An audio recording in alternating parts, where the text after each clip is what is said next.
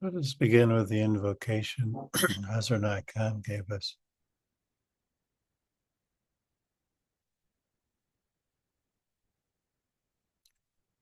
Toward the One, the perfection of love, harmony, and beauty, the only being, united with all the illuminated soul,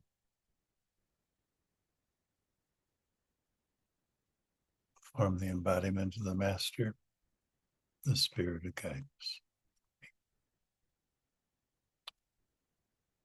Tonight's class is going to be on two essential concepts in Sufism that Inayat Khan taught about as well.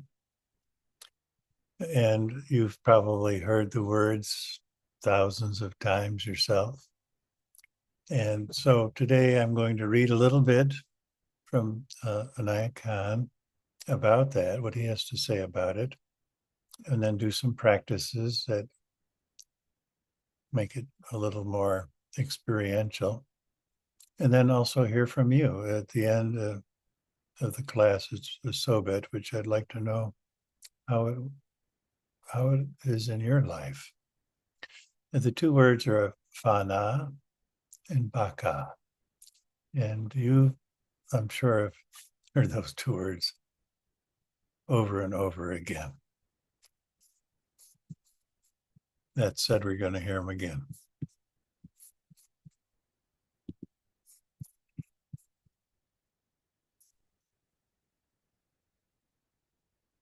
Inayat Khan said, now the question is, how can one get in touch with that almighty power?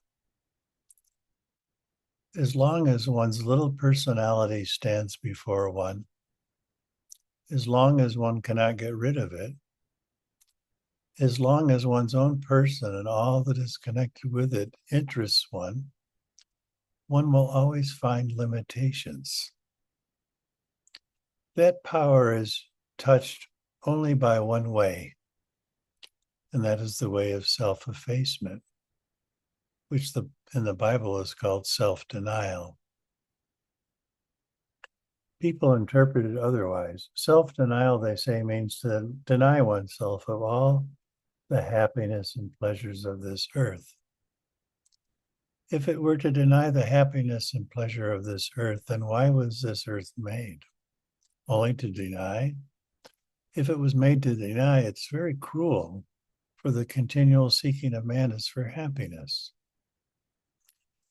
Self-denying is to deny this little personality that creeps into everything, to efface this false ego which prompts one to feel one's little power in this thing or that thing, to deny the idea of one's own being, the being which one knows to be oneself, and to affirm God in that place, to deny self and affirm God. That is the perfect humility. And how is this to be attained?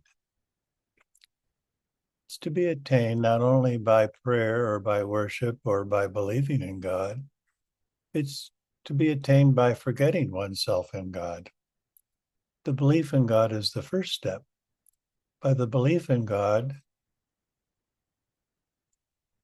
is attained the losing oneself in God.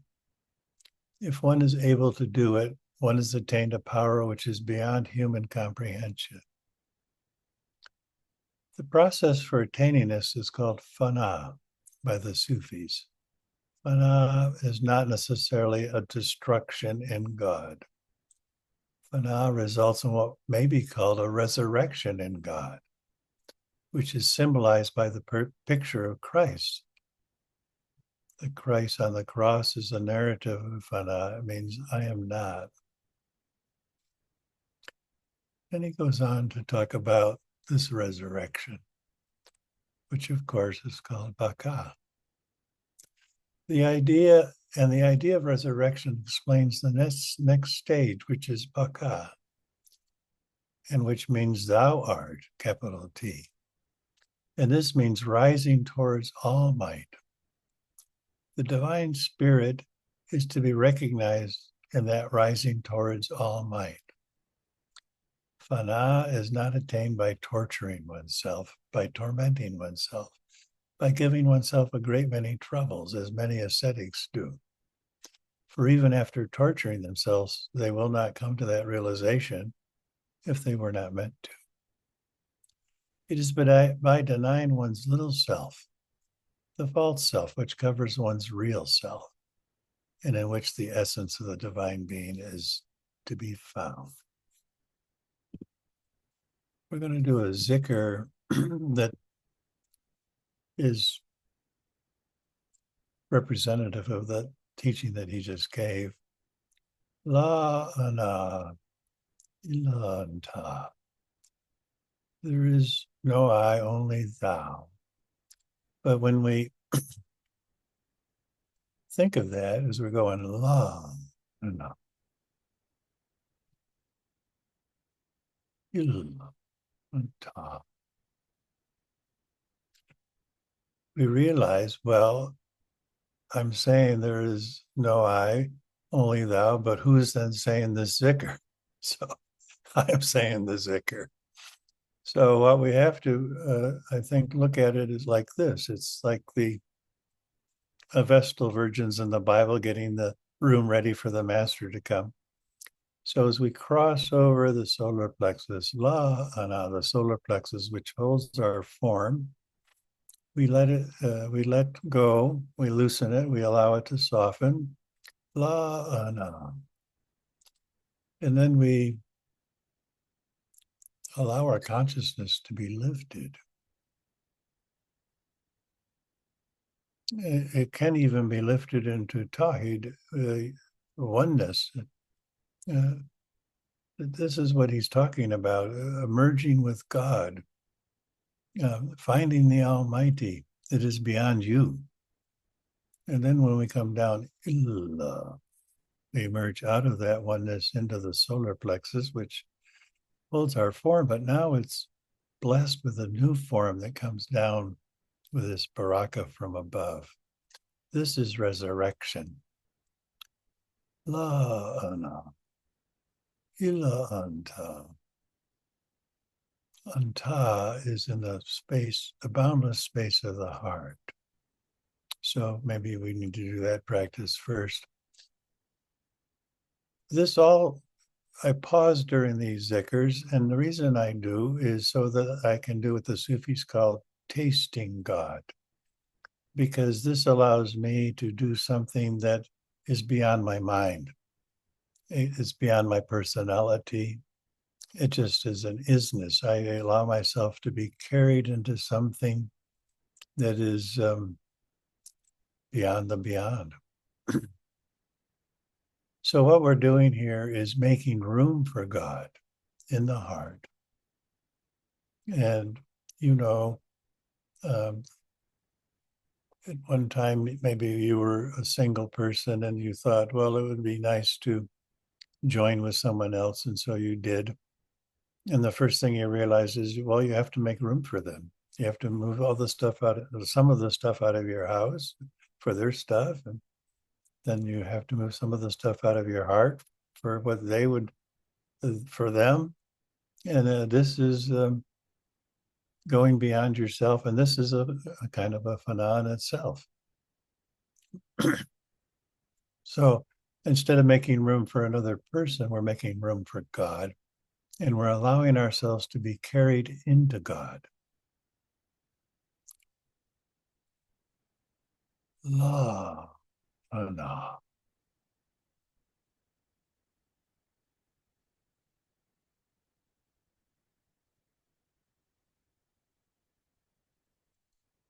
Il, anta.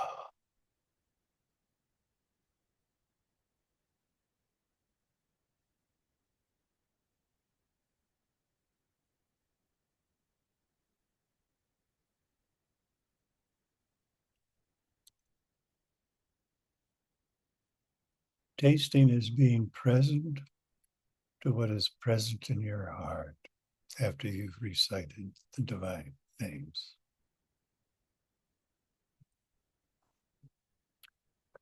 Love. Oh no. Allow consciousness to be lifted upward.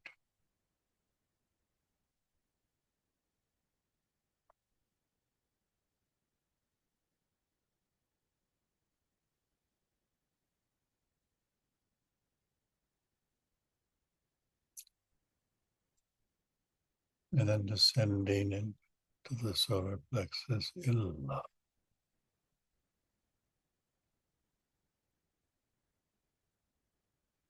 Anta, the boundless space of the heart, and taste.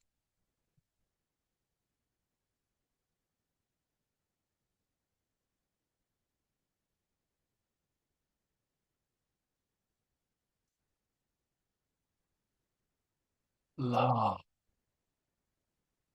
No.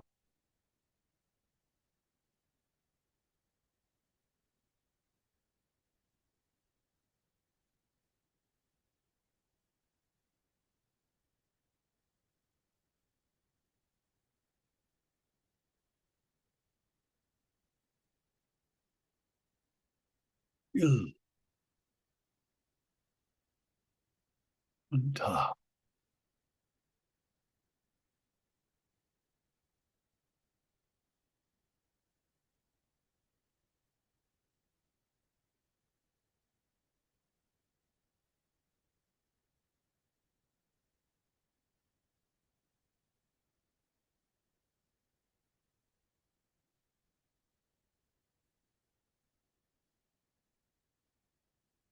Love. Oh no.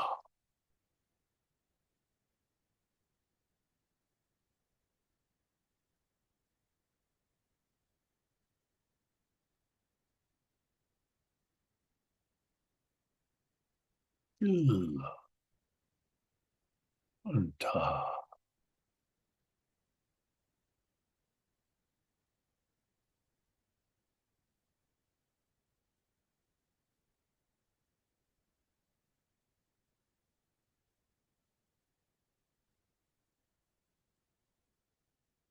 Love.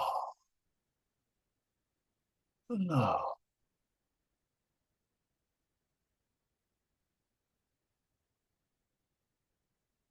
Il. Anta.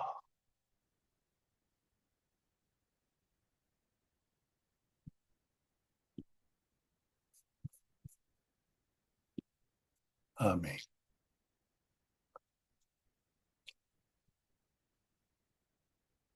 Icon says it very often happens that one is so absorbed in something one is doing or thinking about that one is not conscious of one's body or oneself. Only what a person is thinking of exists for him, not even his self. This is the stage which is termed by Sufis fana. The word nirvana, about which so much has been said, is simple to understand in this way. It is only an experience of the consciousness. In other words, it is the freedom of the soul, reaching a stage where one is not thinking about oneself, nor about one's environment. And I would say sometimes this can happen to a person you wouldn't normally think of as on a spiritual path. In one of my classes, in describing such an experience, I brought out a piece of music by Miles Davis. He was playing time after time in front of maybe 100,000 people in Germany. He got so lost in the music that he was playing. This was a phenomenon. He was totally absorbed.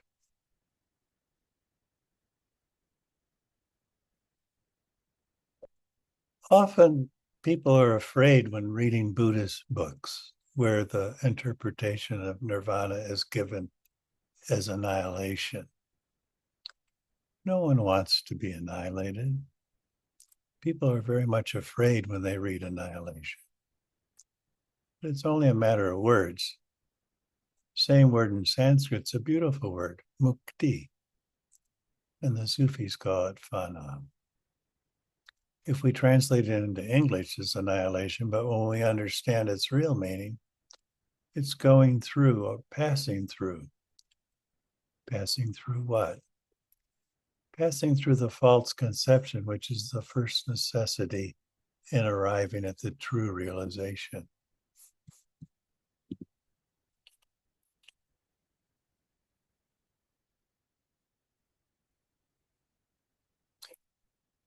Well, elsewhere, he talks about Fanafi Sheikh, Fanafi Pir, and Fanafi Rasul, and Fanafi Allah, and Fanafi Fanam.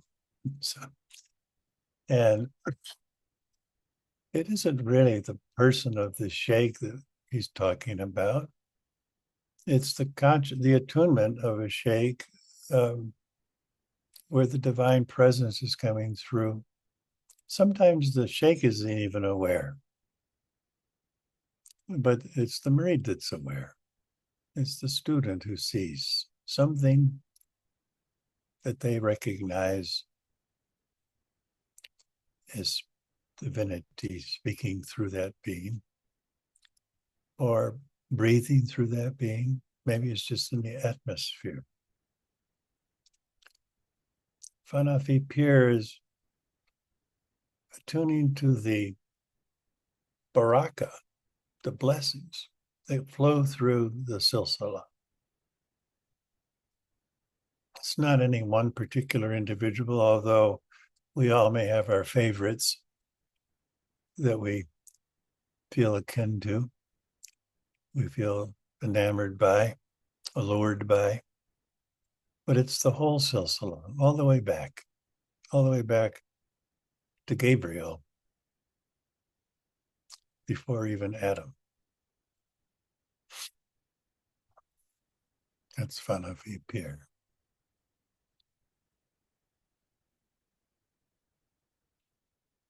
Fanafi Allah, Fanafi Rasul. Fanafi Rasul is attuning to what the Sufis call Nuri Muhammad, or the light of the prophet. And the first thing that God created was that light. And that light was embodied by all the prophets, all the masters, all the saints, all the spiritual guides, all the different religions of the one God.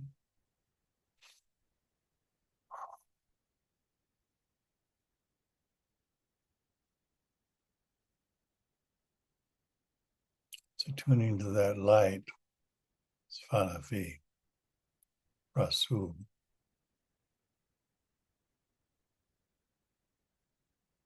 Fanafi Allah is attuning to that which is the cause of that light.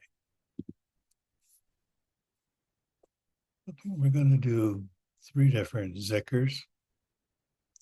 The first one we'll do is La ilaha illa il jamia. Beauty. There are not many gods, there's only divine beauty. I remember one time Pir Vilayat told me the secret behind Sufi meditation is beauty. When we meditate and we go deep beyond ourselves and begin to experience fana, there's something beautiful there. And we know that maybe not directly at first, but when we go to open our eyes, there's a reluctance to open our eyes. And if we asked ourselves why, we would realize it's because we're afraid that the objects of the outer world will draw us out of this inner experience And that tells us that to us, that inner experience is more beautiful than even the objects of the outer world. However, at a certain point, that beauty is not just inner, but it's also outer.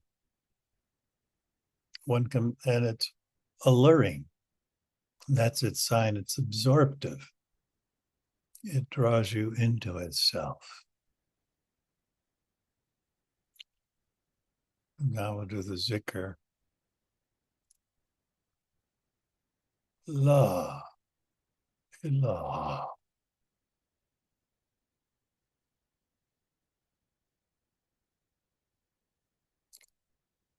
illa il jamil. You place that sound, jamil, in the boundless space of the heart. And then you are present to what's present there.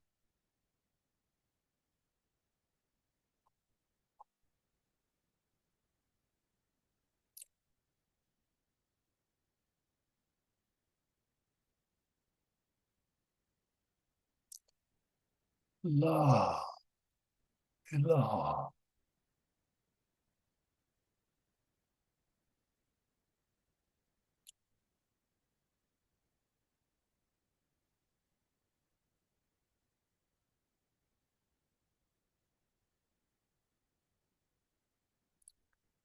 il il jamil.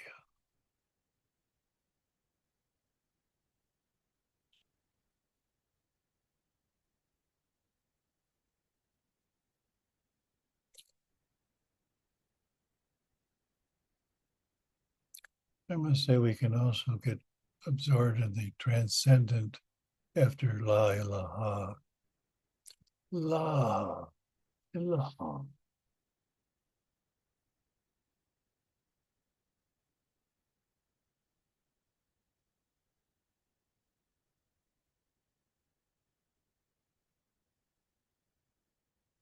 Experience the beauty of oneness.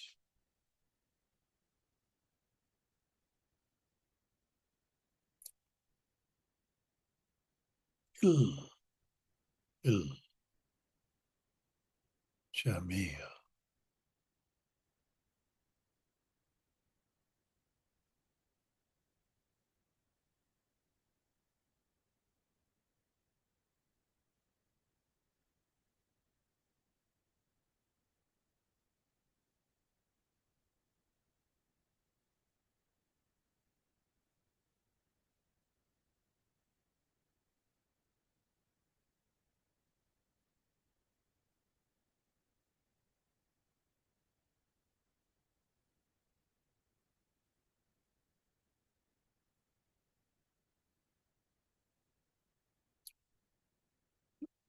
Ah, ilah,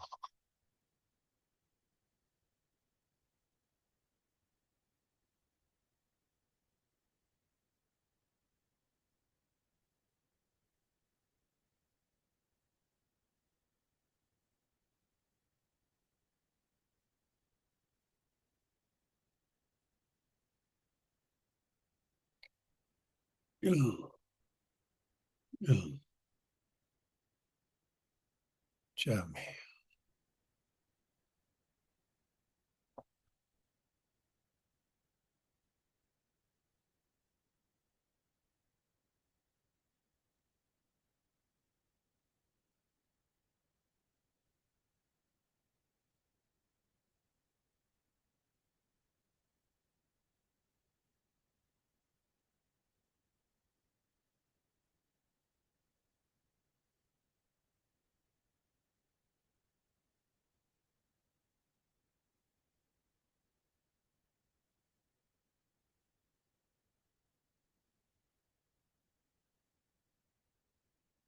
La ilaha.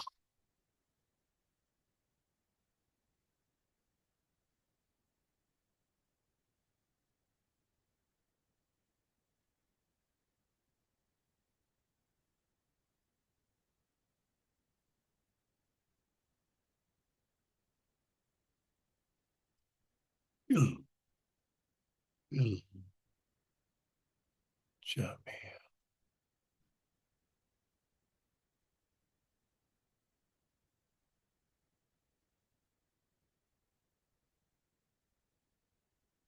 One more time.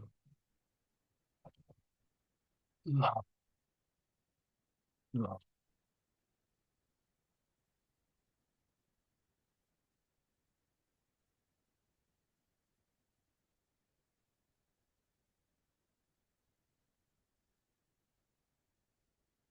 Il, il, Jami.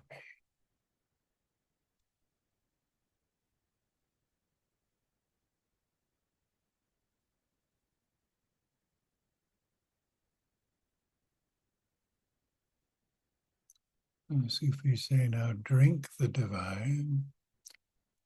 Allow that which is present to permeate your being.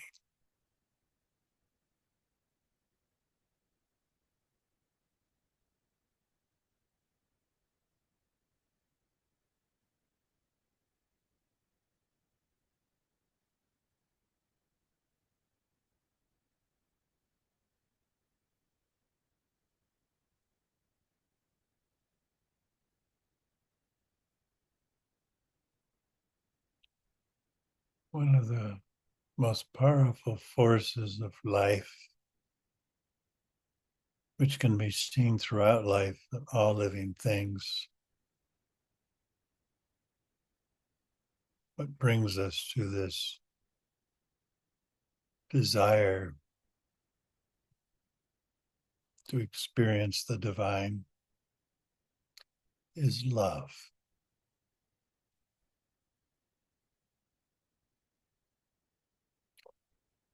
And the zikr would be La ilaha illa il ishq. Ishq. Ishq is a mode of love leading to fulfillment of the divine intent. And one can be very deeply carried into deep absorption through this process. La ilaha.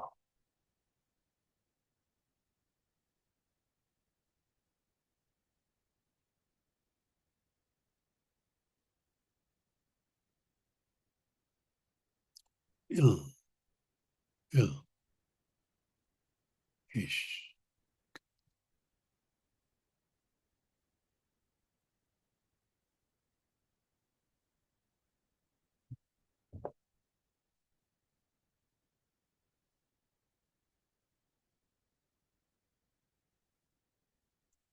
La ilaha.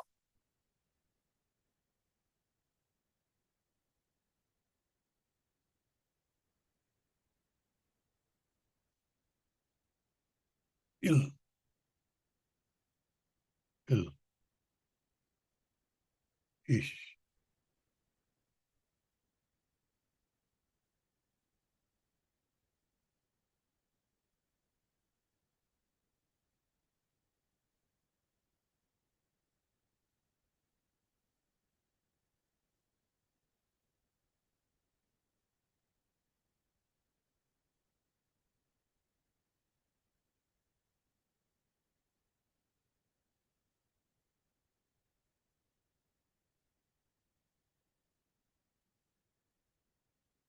La ilaha.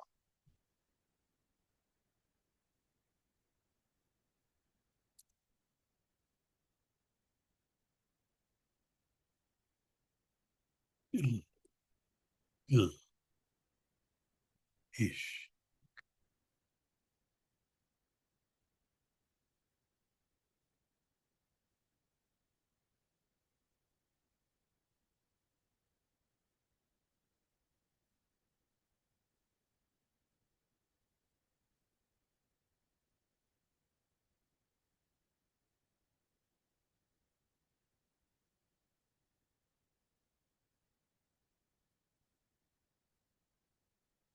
La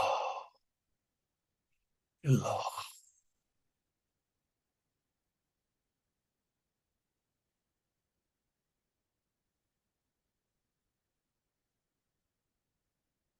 illallah, illallah.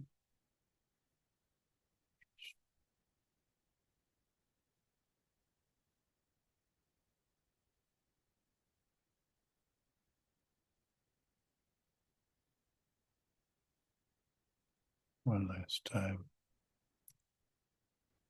Allah, Allah,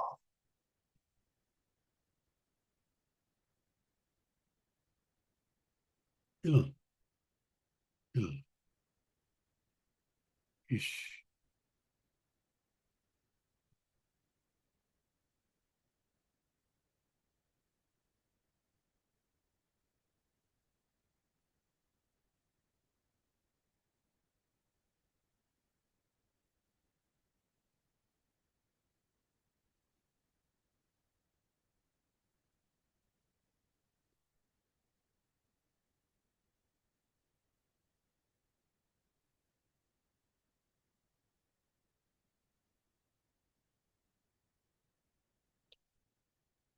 We'll do one last practice. La ilaha illallah.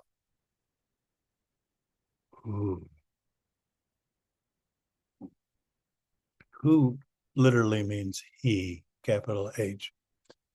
The Sufis use it as the absolute being. So just allow yourself to be carried into the absolute being.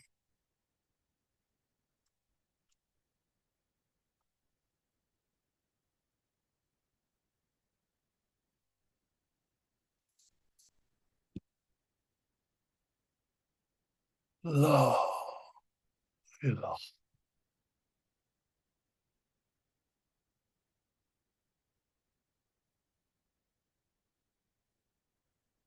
illallah.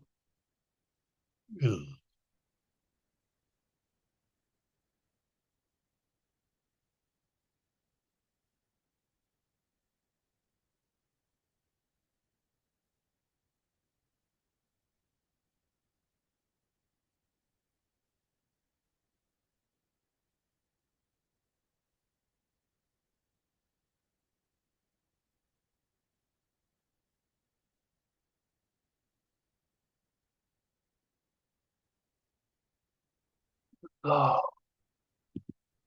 ilaha illallah. La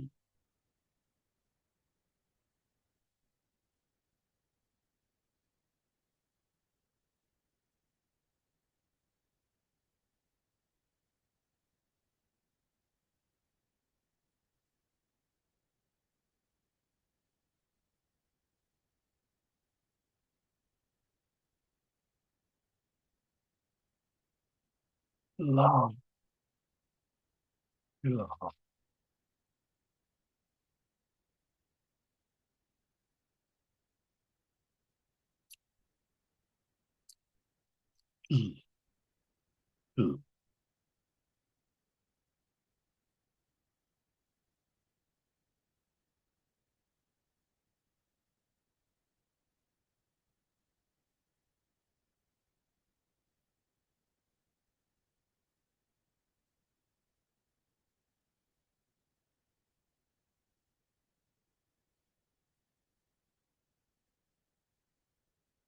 La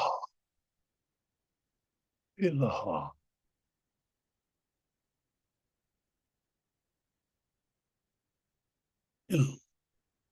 illallah.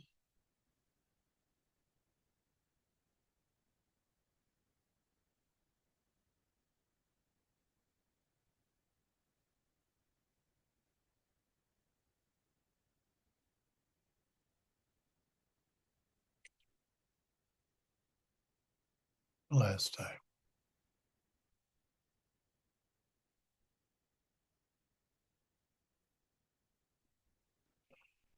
La ilaha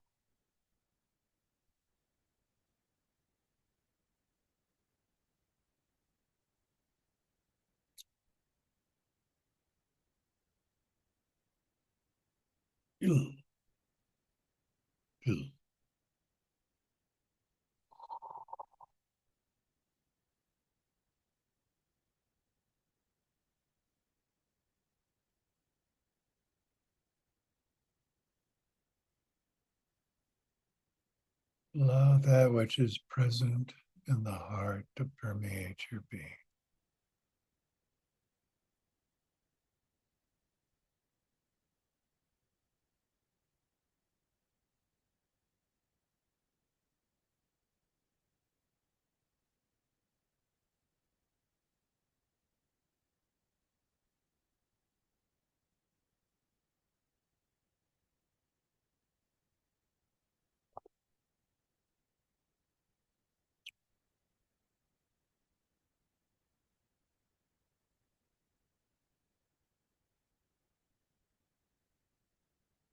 Amen.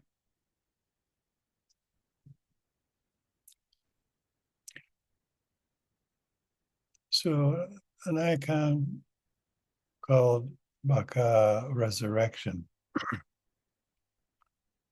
Another descriptor of it is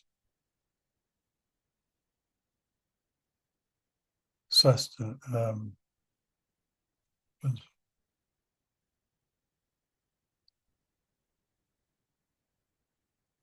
I forget the word. Is to be sustained within the divine being. Sustained within the divine being. So, as you practice Fana with curbing the ego, even in practice, the ego likes to speak up. There's little words that come and little mind things happen. But do not trouble yourself with them. That's where that teaching by Piravalaya is so useful. Beauty is the secret. Allow beauty to allure you into ever deeper experiences. And you'll find that you can let the mind go off on its own and ignore it.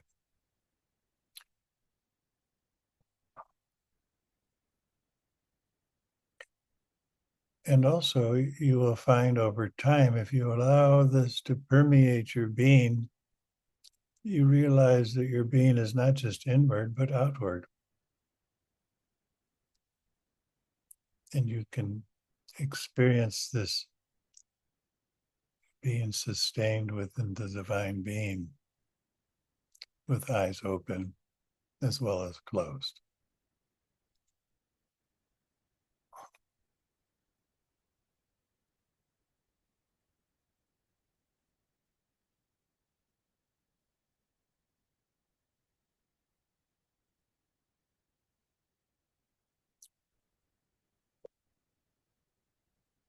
So now it's your turn.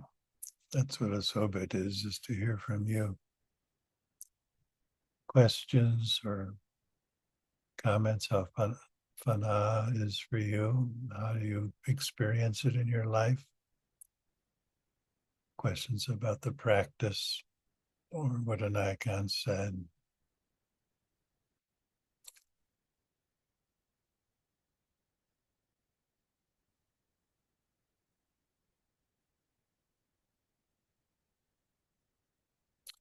Well, the question I have is,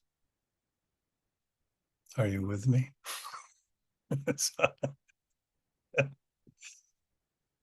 Anything you would like to share? Oh, Kaima.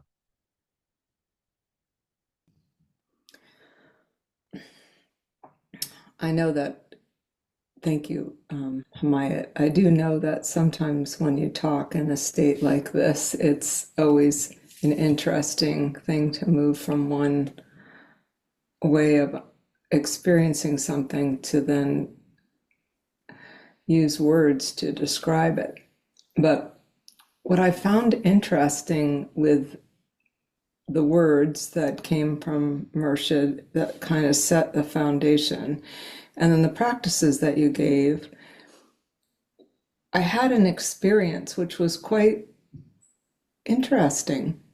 That after I did the Jamil practice, and then went to the Ishq practice, I had this experience, and it was an awareness experience where the practice itself was actually had an impact on my ears and my eyes, which I thought was quite interesting. And I thought, well, so then of course, the mind, as you said, wants to take a hold of it, but it made me aware of that if one creates sufficient space of beauty, and then the energy and consciousness descends into that beauty, it actually changes the way that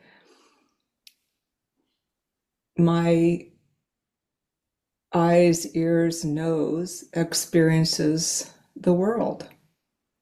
And I actually could feel that through the practice. And that was really a beautiful experience and a comprehension on some level, or integration on some level of that. And then when I got to the last one of the who, it was like it absorbed all of it. It was an absorption of everything. Like it didn't matter. But anyway, I thought I would just share that because I found it to be quite a lovely experience to have through those practices and through the teachings that you gave. So thank you very much. Yes, and thank you for sharing, because what you're alluding to is in the Quran, actually, where God says, for those who are deeply in tune with God, He becomes their sight and their ears and their hands and their feet.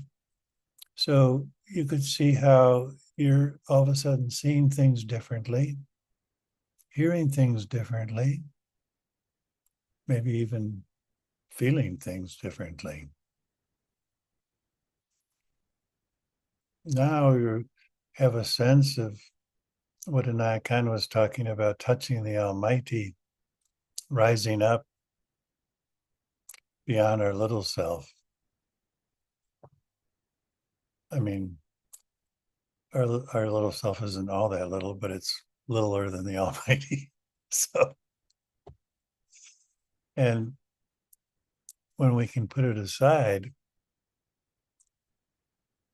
and be drawn into something that is so magnificent, we find us in a whole other world. Tirana.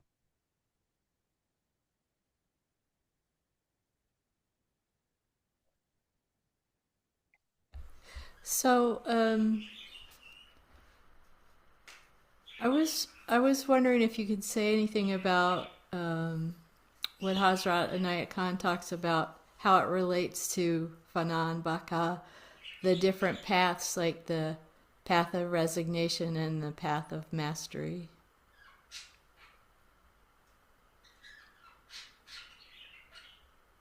The path of you're talking about the saintly path?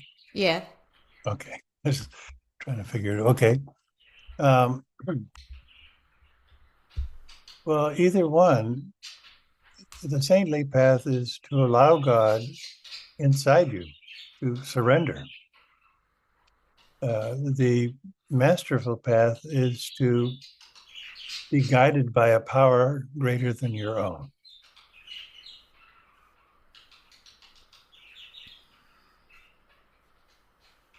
That's what I had to say. Thank you.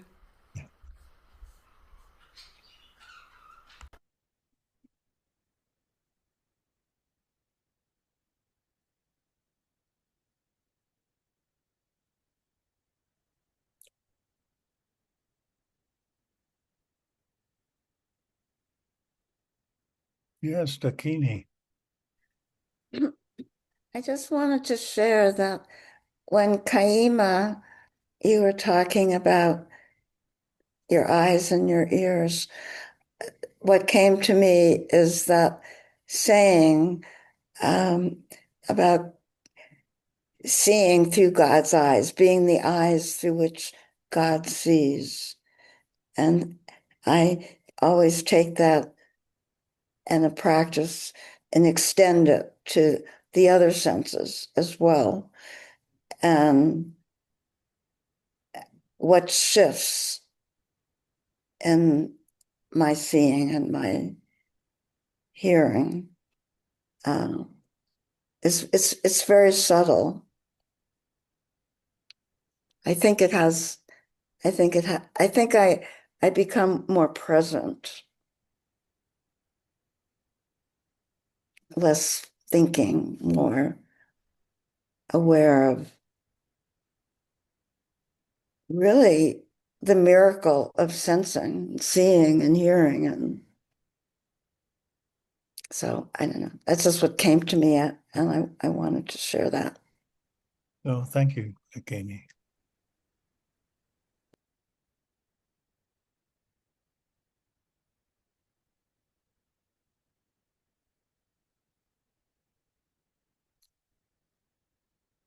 So the question still stands. How do you experience Fana in your life? And do you experience Baka?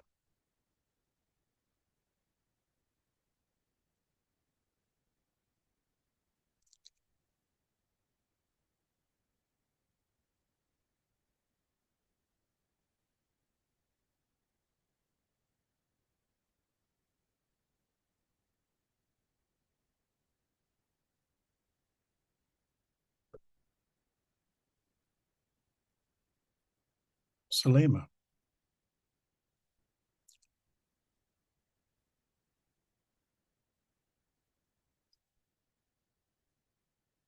You need to unmute yourself, Salima.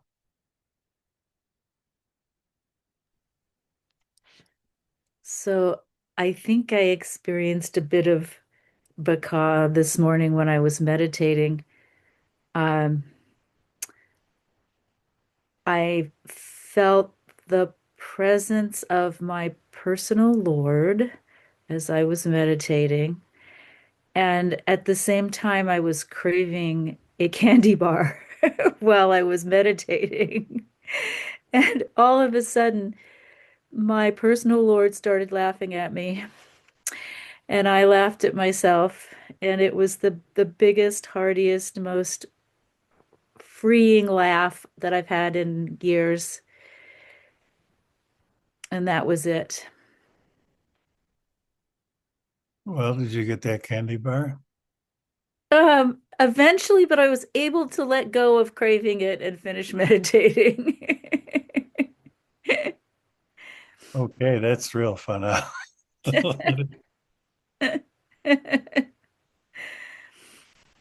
Toronto, is your hand still up or are you? No, it's a new. This is you want to know my Oh, yes. experience. Go ahead. So, I just know I'm different. I mean, like I can get out of my own way. You know, like if I am teaching something, like I don't have to do it, and I feel really full of joy, like making an offering in that way, like because it's not coming from wanting to teach or anything like that. It's just a pouring out, and I disappear into the whatever is happening. But I do toggle back and forth from Fana to Baka. Like Baka doesn't stick around for me, but Fana is frequent, and it also has to do with being able to feel like I call it satisfaction, but you know, like like out in nature in particular, like the beauty of nature. Like it's like the veils come off and I see nature is so much more alive, and the colors are so much more vibrant, and I feel really satisfied with that, but I also feel an awe that I can see it. Like that it's a gift to me. Voila. Thank you. Yeah, so life presents all kinds of possibilities for us to practice fana.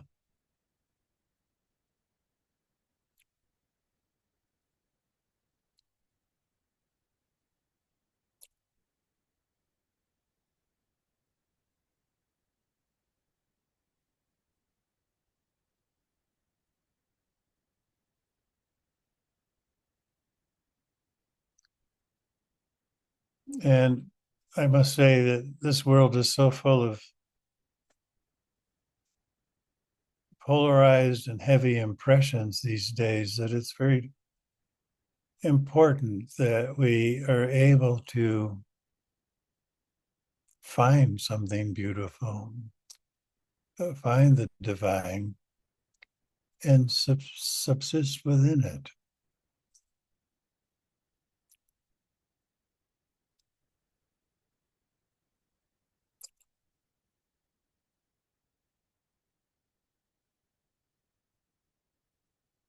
I don't know who's raising their hand. Is it Arif or is it Rahima? Okay, Rahima.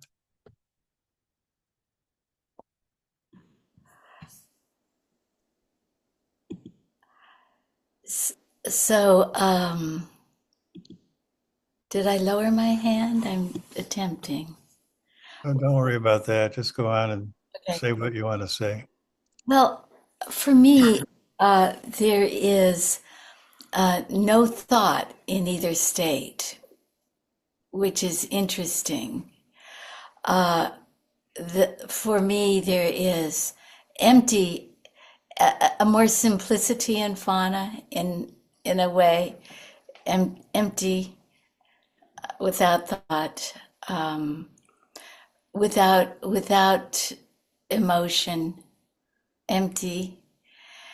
And then with Baka, there is the sensing that goes on more with Baka, and certain recognitions of something larger, something that allows for confidence, something that is joyful. All of these things are included in the fullness, but they still don't have a lot of thought in them at all. So there's a certain similarity, even though we divide it into two states. Well, Fana is a letting go, and Baka is a living within. And I must say that I find myself that as we grow spiritually in our hearts, our minds begin to become more subtle and clear. And Kaima was talking about the difficulty of putting into words what she was experiencing, but she did. And over time, the mind begins to be able to I think, quite clearly explain what the soul is experiencing. Mm-hmm. So that's something to ponder as well, that the mind can become pure and subtle. When we say presence, it's the soul being present through the mind. if you didn't have a mind, you wouldn't be present. So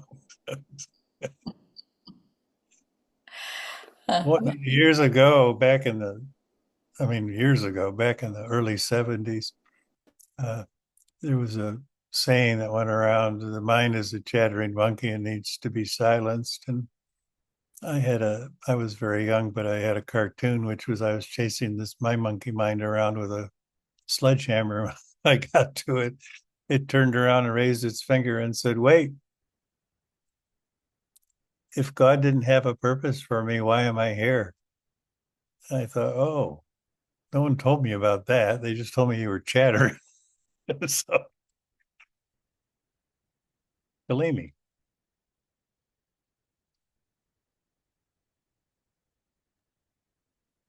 I'll take a stab at this, Fanon Baka.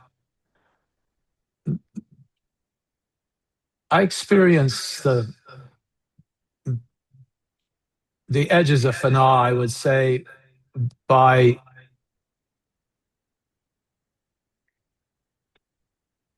a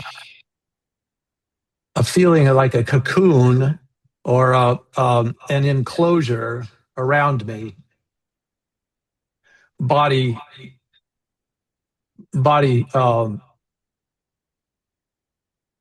awareness, uh,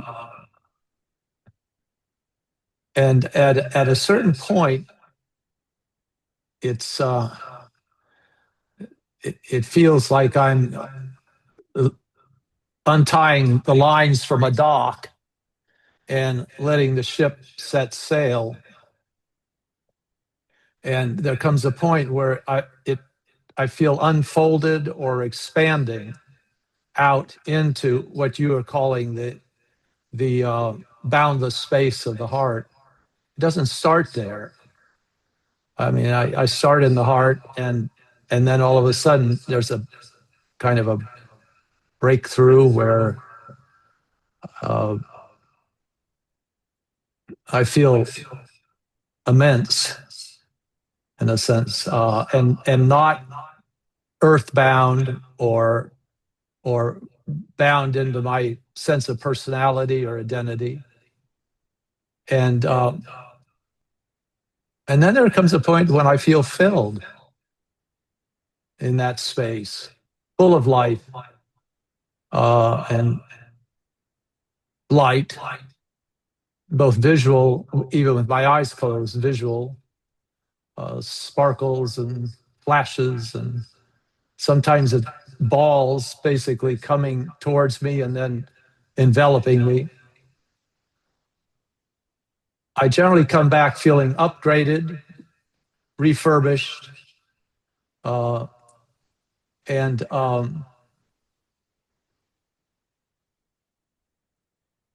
in touch, I guess is the best way to put it.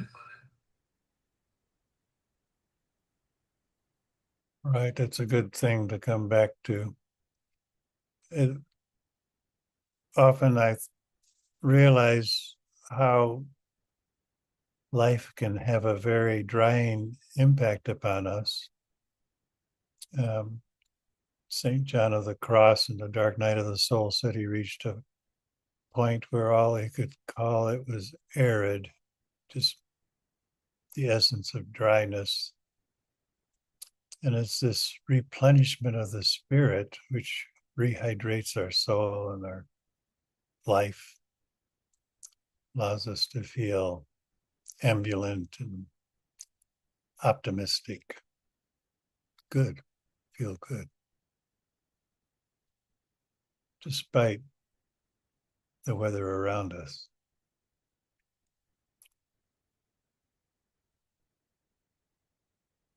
Really, I think that's such a gift that we've been given on this, to take when we've taken this spiritual journey together. And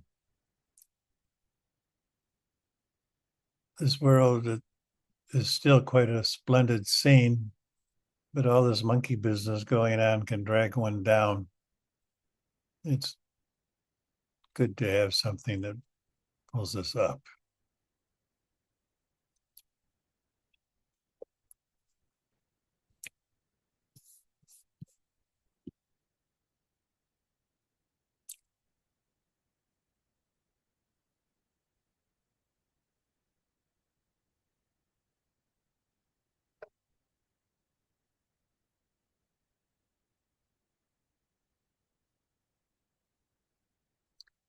Well, I'm very grateful that you joined me this evening.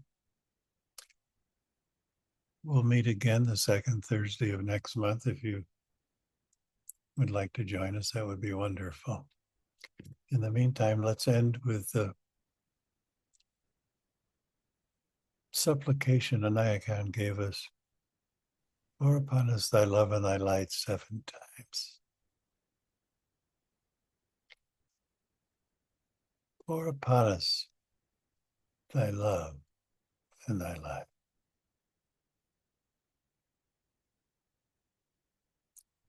Pour upon us thy love and thy light. Pour upon us thy love and thy light. Pour upon us thy love and thy light. Pour upon us thy love and thy light. Pour upon us thy love and thy light. Pour upon us thy love, thy light.